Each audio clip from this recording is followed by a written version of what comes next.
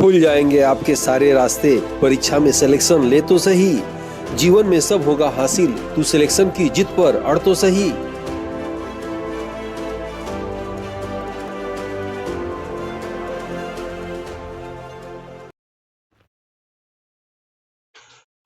Aditya classes exam गुरु channel में आप सबका स्वागत है। रटना जरूरी है कि सीरीज में आज हम लोग की ये 8वीं क्लास है, याद रखिएगा। और आज का चैप्टर रहेगा लोकसभा चुनाव से संबंधित। किसी भी एग्जाम को अगर आप देखिएगा तो यदि उस वर्ष चुनाव हुए रहते हैं या लोकसभा चुनाव रहता है, पिछली बार भी जो लोकसभा चुनाव के बाद जो पेपर हुआ था उसमें उससे प्रश्न आते हैं, तो इस क्लास से भी प्रश्न आ सकते हैं। ध्यान से देखिएगा, छोटी सी क्लास है। ये 18वीं लोकसभा चुनाव की सबसे पहला प्रश्न आ सकता है कि अभी 24 में जो लोकसभा चुनाव हुआ है वह किस क्रम का हुआ है, तो 18वें क्रम का हुआ है, याद रखेंगे आप। और ये लोकसभा चुनाव संबंधी जो भी महत्वपूर्ण तथ्य है उसको चित्रों के माध्यम से ला दिया गया है, ध्यान से देखेंगे। सबसे पहले लोकसभा चुनाव भारत में कब हुआ था, तो याद रखिएगा 52 में। ऐसे एग्जाम में आएगा तो आप लगाएंगे 51-52 में हुआ था, ठीक है। और 13 मई 1952 को समापन हुआ था। पूछेगा 2024 में चुनाव कब हुआ था, यानी वर्तमान चुनाव 18वीं लोकसभा का चुनाव है, याद रखिएगा।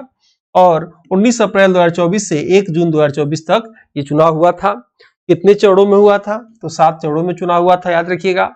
किस अनुच्छेद के तहत लोकसभा का चुनाव है, तो अनुच्छेद जो है आर्टिकल 81 के अंतर्गत जो है लोकसभा का चुनाव होता है, ठीक है। याद रखिएगा, पूछा जा सकता है 18वीं लोकसभा का टैगलाइन क्या है, तो चुनाव का पर्व देश का पर्व, ये याद रखिएगा टैगलाइन है।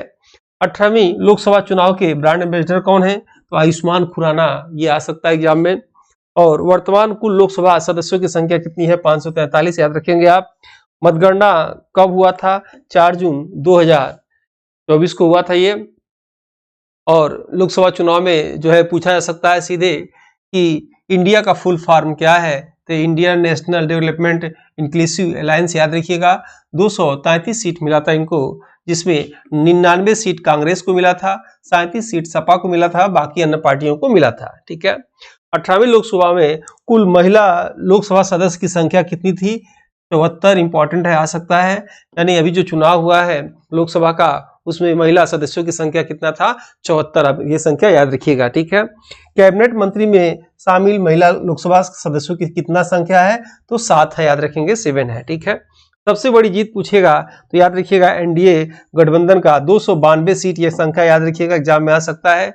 292 सीट कंप्लीट, और भाजपा अकेले जो है 240 सीट, बाद में कुछ सीटें लोग बढ़ाए थे, अलग बात है उसको, ठीक है। अब यहाँ देखेंगे कि लोकसभा चुनाव संबंधी जो है प्रधानमंत्री श्री नरेंद्र दामोदर दास मोदी व्यक्तिक्रम में पूछेगा, तो याद रखिएगा ये 16वें व्यक्तिक्रम में है।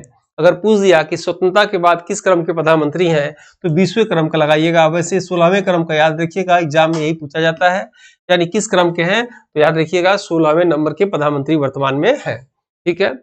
अब ऐसे देखेंगे मोदी के मंत्रिमंडल का, याद रखिएगा प्रथम, अभी आप पूछेगा 24 में कब था, तो याद रखिएगा मंत्रिमंडल का शपथ कब हुआ था, 9 जून 2024 को, ठीक है। लेकिन ये तीसरी बार है, तो आप एग्जाम में आ सकता है। मैंने कहा भी था कि जब कोई चीज 3 होता है या 1 होता है, एग्जामिनर को प्रश्न बनाने में आसानी होती है, ठीक है।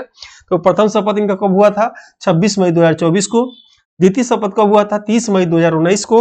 और तृतीय कब हुआ था, 9 जून 2024 को, ठीक है। और इसमें से प्रश्न आ सकता है, इनका नाम निर्विरोध निर्वाचित सदस्य कौन थे, तो मुकेश दलाल, याद रखिएगा नाम इनका, सूरत लोकसभा सीट से, याद रखेंगे आप। शपथ समारोह कब हुआ था, 9 जून 2024 को हुआ था। 71 मंत्री ने शपथ में भाग लिया था। सबसे युवा सांसद पूछा जा सकता है आपके एग्जाम में कि जो चुनाव हुआ है 18वां, उसमें सबसे युवा सांसद कौन बने हैं, तो पुष्पेंद्र सरोज, याद रखिएगा, कौशाम्बी के, और उत्तर प्रदेश के 25 वर्ष 3 माह के हैं, बहुत ही लकी व्यक्ति हैं, याद रखेंगे। पुष्पेंद्र सरोज जो है सबसे युवा सांसद बने हुए हैं।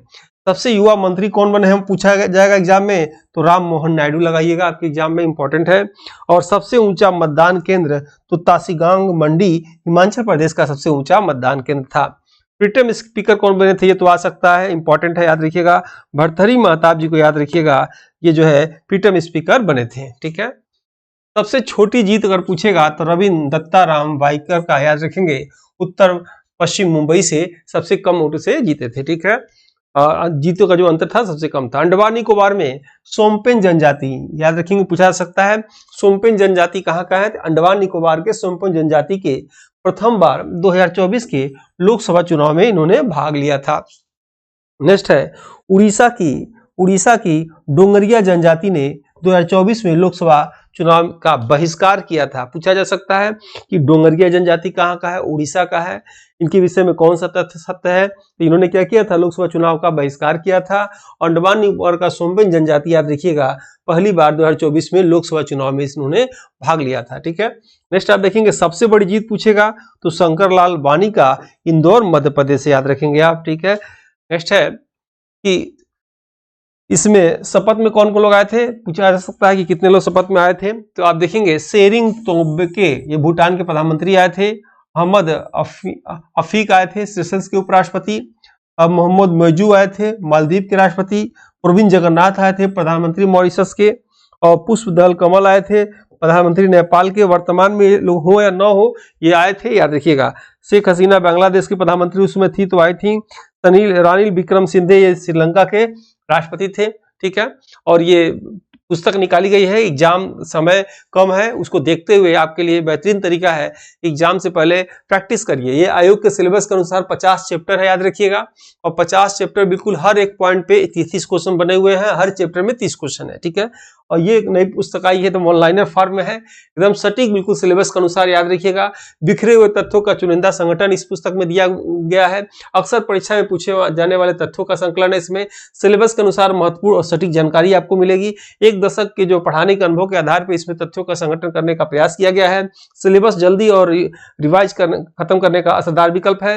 प्रत्येक थ्योरी चैप्टर के बाद उसमें 30 MCQ इसमें भी दिए गए हैं, 19 सेट है। अपडेटेड तथ्य याद रखिएगा।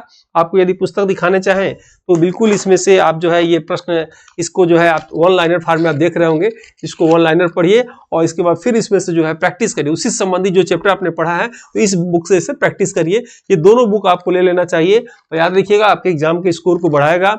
जितना प्रैक्टिस करेंगे, जितना अभ्यास करेंगे, उतना पूर्णता आएगी। तो ये दोनों से जो है आपकी जो है स्कोर इसमें बढ़ सकता है। ठीक है, और ये टेस्ट पेपर है, आप 370 से ऊपर टेस्ट पेपर है, आप लेके प्रैक्टिस करिए। चाहे कहीं से भी आप कोचिंग किए हो, कहीं किसी किताब से पढ़े हो, किसी भी क्लास कहीं भी लिए हो, अब आपको प्रैक्टिस की आवश्यकता है। तो इसको प्रैक्टिस करके जो है याद रखिएगा अपने अंदर निखार ला सकते हैं। और एग्जाम से पहले याद रखिएगा, आप कभी भी मार्केट में किसी भी सीरीज का बुक हो आपको खरीदना चाहिए। जहां आपको अच्छा लगे टेस्ट सीरीज ज्वाइन करना चाहिए और इसमें कंजूसी नहीं करना चाहिए। कंजूसी किसी और काम में कर लेना चाहिए, कपड़े पहनने आने जाने कहीं पे भी, लेकिन पढ़ाई लिखाई के कंटेंट जो है कंजूसी नहीं करना चाहिए, ताकि आपका जो है अच्छा नंबर आए। ठीक है, और जो लोग चाहते हैं हमारी टीम से जुड़ सकते हैं। ये व्हाट्सएप नंबर है, टेलीग्राम नंबर है। इसके साथ ही इस वीडियो को हम समाप्त करते हैं। मिलते हैं आपको जल्द ही नेक्स्ट वीडियो में। तब तक के लिए जय हिंद, जय भारत।